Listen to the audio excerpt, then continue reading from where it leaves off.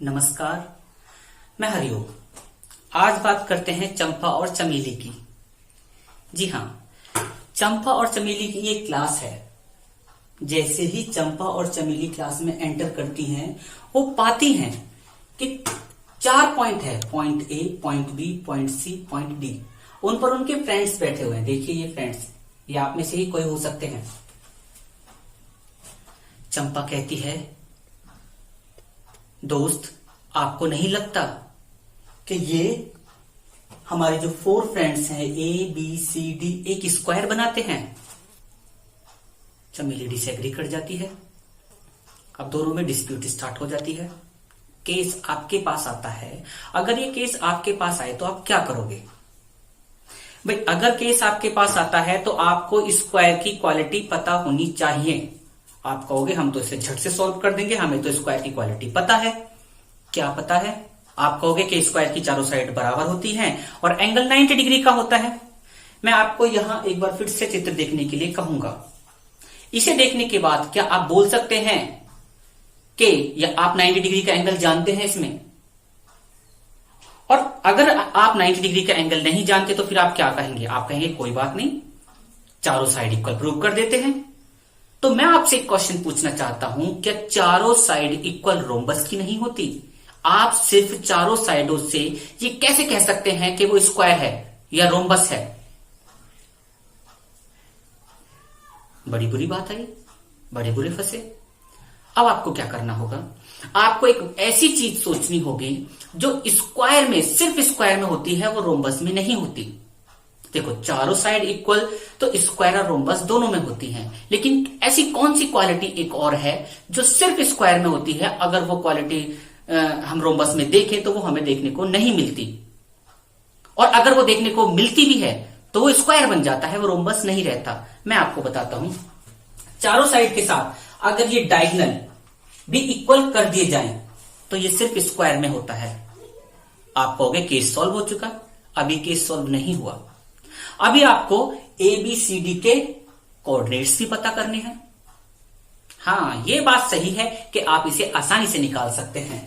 ए के कोऑर्डिनेट देखिए, यहां पर मैं ए लिखता हूं। ए के कोऑर्डिनेट्स आप क्या लिखोगे? पहले आप एक्स अक्ष पे चलोगे, एक्स अक्ष पे आप 3 चले। फिर आप वाई अक्ष पे चलोगे। ए के लिए वाई अक्ष पे आप 4 चल रहे हो। ए के कोऑर्डिनेट आपको पता चल चुके हैं। अब बी के कोऑर्डिनेट, बी के कोऑर्डिनेट के लिए आप क्या करोगे? बी कहां है? बी ये रहा। पहले एक्स अक्ष पे चले, एक्स अक्ष पे आप चले 7। अब आप वाई अक्ष पे चलेंगे, नहीं सॉरी, हम एक्स अक्ष पे 6 चल रहे हैं। थोड़ा यहाँ पे करेक्शन करना होगा हमको। एक्स अक्ष पे हम यहाँ 6 चल रहे हैं, वाई अक्ष पे 7, वाई अक्ष पे 7 चल रहे हैं। हो गया। अब कोऑर्डिनेट सी के लिए, सी यहां पर है। हम एक्स अक्ष पे कितना चल रहे हैं? 9, और वाई अक्ष पे कितना चल रहे हैं इस सी के लिए? 4। डी के कोऑर्डिनेट, ये पॉइंट डी है। एक्स अक्ष पे क्लियरली 6, वाई अक्ष पे क्लियरली 1। इस तरीके से आप A B, B C, C D, D A के बीच की डिस्टेंस निकाल सकते हैं, जो कि साइड की डिस्टेंस कही जाएगी।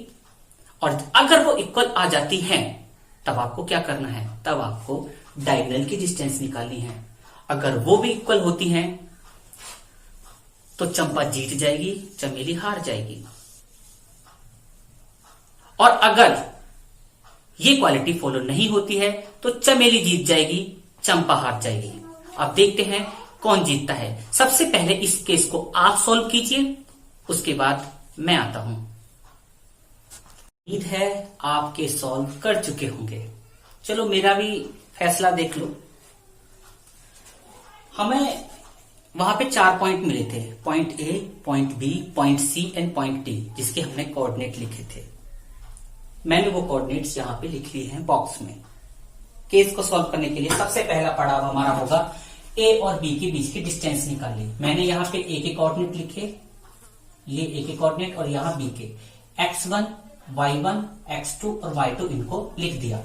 यहां मैंने डिस्टेंस फॉर्मूला लिखा। देखिए अब मैं डिस्टेंस फॉर्मूला लिख चुका हूं। बार बार इसे लिख के नहीं दिखाऊंगा क्योंकि इसमें टाइम जाता है और ये आपको भी शायद अच्छा नहीं लगेगा। x2 की वैल्यू रखी, यहां से x2 की वैल्यू, ये x2 की वैल्यू है। x1, ये x1 की वैल्यू है।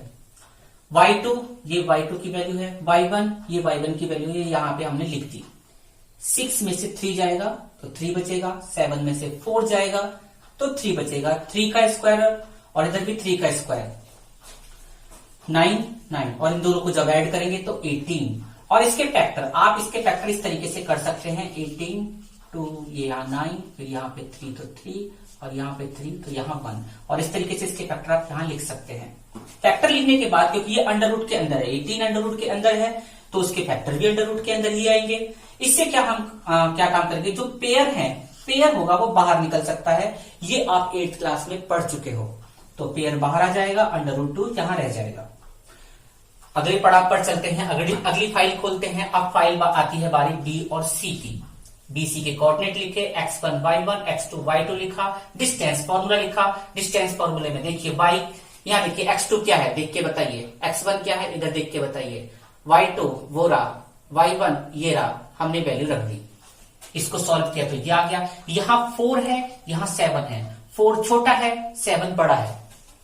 4 छोटा है, 7 बड़ा है। जब छोटे नंबर से बड़े नंबर को सब्ट्रैक्ट करते हैं तो आपको पता है कि माइनस में ही नंबर आता है, तो -3 आ गया। लेकिन एक और बात, अगर कोई नंबर माइनस में है और उसका स्क्वायर है, तो स्क्वायर होके जो नंबर आएगा वो प्लस में आएगा, ये भी आपको पता होगा और होना भी चाहिए।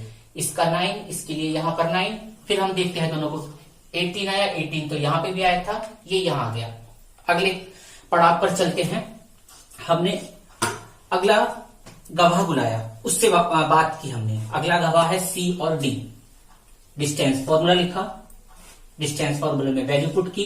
यहां पे सेम कंडीशन, 6 में से 9 सब्ट्रैक्ट हो रहा है, 1 में से 4 सब्ट्रैक्ट हो रहा है, यहां भी माइनस में होगा, यहां भी माइनस में होगा, दोनों का स्क्वायर है, दोनों पॉजिटिव आएंगे। 9 + 9 18। अब तक केस चंपा के फेवर में चलता चला जा रहा है। देखते हैं अगली फाइल पे। अगली गवाह को हमने बुलाया, गवाह आ चुके हैं, उनके ऊपर हमने पैर भी बिठा दी है, फॉर्मूला लग चुका है, वैल्यू रख दी गई है।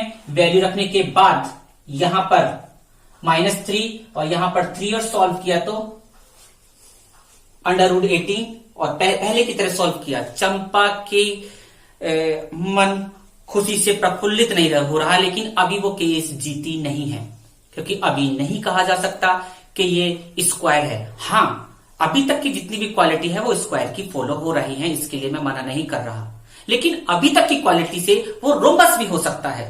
आगे चलते हैं। हमने अगली फाइल बुलाई, अगले गवाह को बुलाया, गवाह आके खड़े हो चुके हैं। हमने उनके ऊपर x1 y1 रखा और इस तरीके से सॉल्व करना शुरू कर दिया।